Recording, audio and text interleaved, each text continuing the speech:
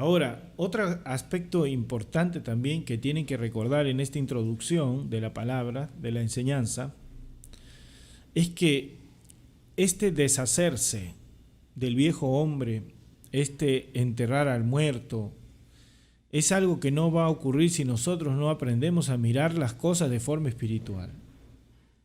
No existe, mire, escuche bien esto, no existe otra forma de ser transformados que no sea a través del entendimiento de la palabra de Dios.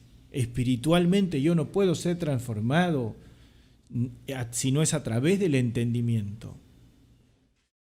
Y ese entendimiento, cuando llega pronto a nuestra vida, entonces nos preparan para que nosotros también tengamos una gran recompensa, porque la recompensa en los cielos es entender una cosa, mire, parte primero de lo siguiente, de comprender que Dios existe y que es galardonador de los que le buscan, que Él recompensa.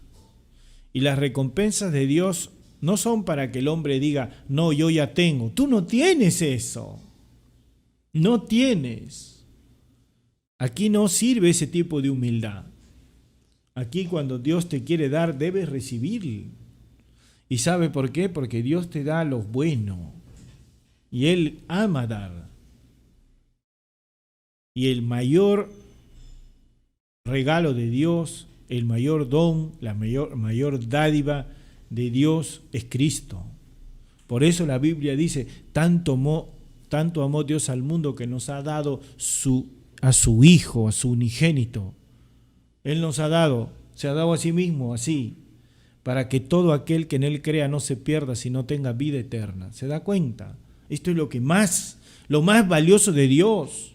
Cuando alguien le dice, y Dios, tú que eres grande, el creador del universo, el todopoderoso, ¿qué es lo mejor que puedes dar? ¿Ve? Lo mejor de Dios es Cristo.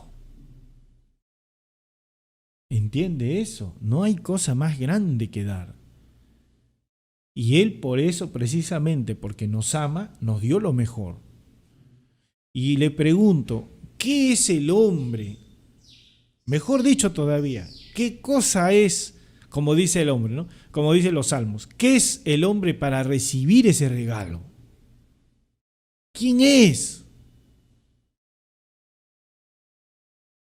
¿Se da cuenta? Uno dice, pero yo soy como un granito de arena aquí, ¿qué cosa para recibir este regalo? Y sin embargo Dios dice, no es así. Tú eres mi hijo. ¡Asu! Con eso te vuelan todos los fusibles. Tiene que ser así. Tú eres mi hijo. Los hijos de Dios no son engendrados por voluntad de varón, ni de mujer, ni de carne, ni de sangre. Dice la palabra, son engendrados por Dios. Dios mismo. Entonces, si uno no tiene esa estatura presente, si uno no conoce quién es para Dios verdaderamente, entonces sufre en este mundo, pues. Va a sufrir. Algunos dicen, a mí me han discriminado, a mí me han hecho esto, me han dañado, me han hecho esto otro. Claro, obviamente hay un acta de maldición que está sobre la vida del hombre. Pero cuando llega Cristo, dice la palabra, las cosas viejas pasaron, he aquí todas son hechas nuevas. Yo tengo que entender, pero eso que es hecho nuevo, en realidad es lo más antiguo que existe, es lo eterno. Es lo eterno. Es como cuando de Cristo se dice que es el postrer Adán, después de Adán. Pero eso es en cuanto a su venida, porque Él es el padre de Adán. ¿Se da cuenta? Espiritualmente es un orden diferente. Nosotros también aquí, en la tierra, entramos como hombres, pero nosotros no permanecemos como hombres, sino manifestamos nuestra naturaleza de hijos de Dios. Eso se tiene que manifestar. ¿Se da cuenta? Entonces, ¿qué es la iglesia? La iglesia es el cuerpo mismo de Cristo. no una casa, una construcción que va a ser destruida. Es el cuerpo mismo espiritual de Cristo. Donde está Cristo está su iglesia. Pero si Cristo no está en el corazón, no está la iglesia. Ese hombre puede asistir a un lugar que le llaman la iglesia y no ser parte de la iglesia de Dios. Porque para ser parte se tiene que ser hijo. Y para ser hijo se tiene que recibir el Espíritu. Y el que tiene el Espíritu del Hijo hace y dice lo que le agrada a Dios, lo que le agrada a su Padre. Así es. Pero aquel que no hace lo que le agrada a su Padre, ¿cómo puede ser hijo? ¿Se da cuenta? No tiene la naturaleza del Padre. Ese hace lo que le agrada a sí mismo, pero no ve más allá.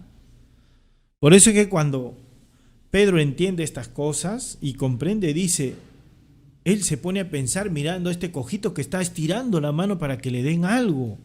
Él se pone a pensar, ¿y qué le voy a dar a él? Y Dios lo mantiene a Pedro sin dinero hasta ahora.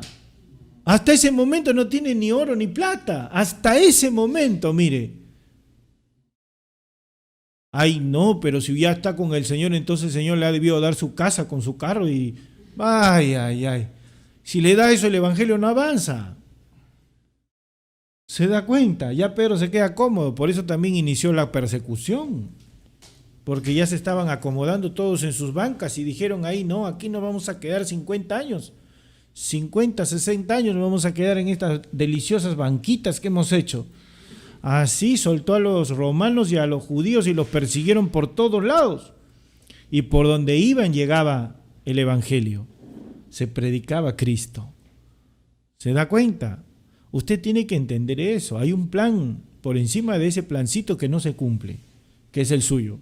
Hay un plan más grande. Ese que se cumple, ese es el verdadero, ese es el que a mí me interesa. En ese ando yo. Y mire, además, le voy a decir algo.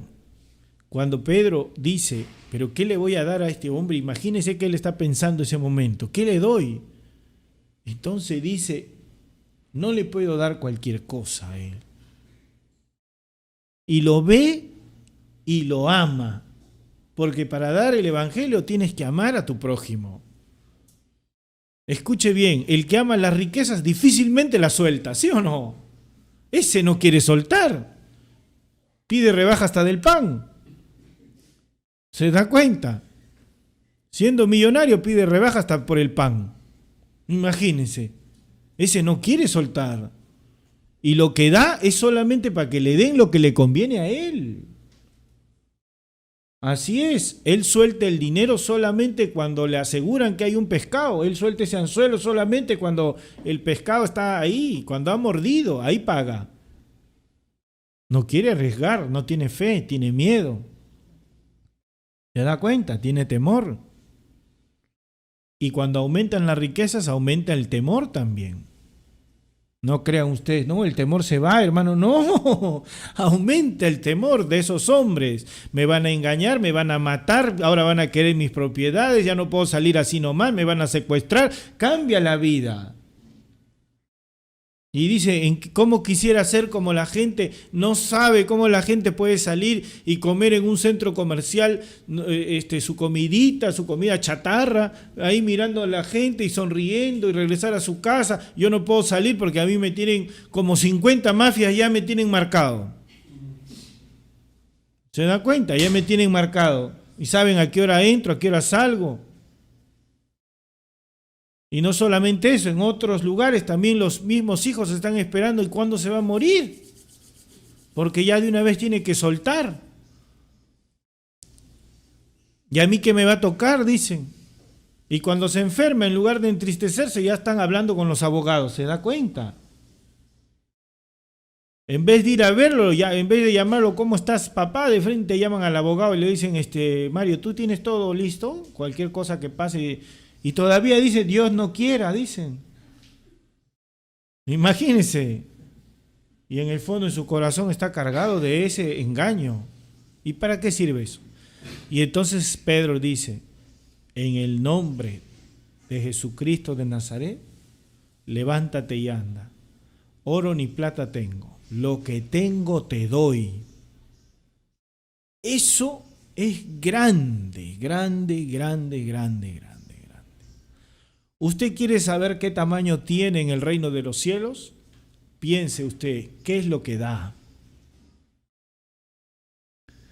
Eso tiene que pensar. ¿Qué es lo que yo doy? Ese es mi tamaño, eso es lo que yo tengo. Usted da una monedita, ese es su tamaño. Pero si usted da a Cristo, ese es su tamaño. ¿Se da cuenta? Es así.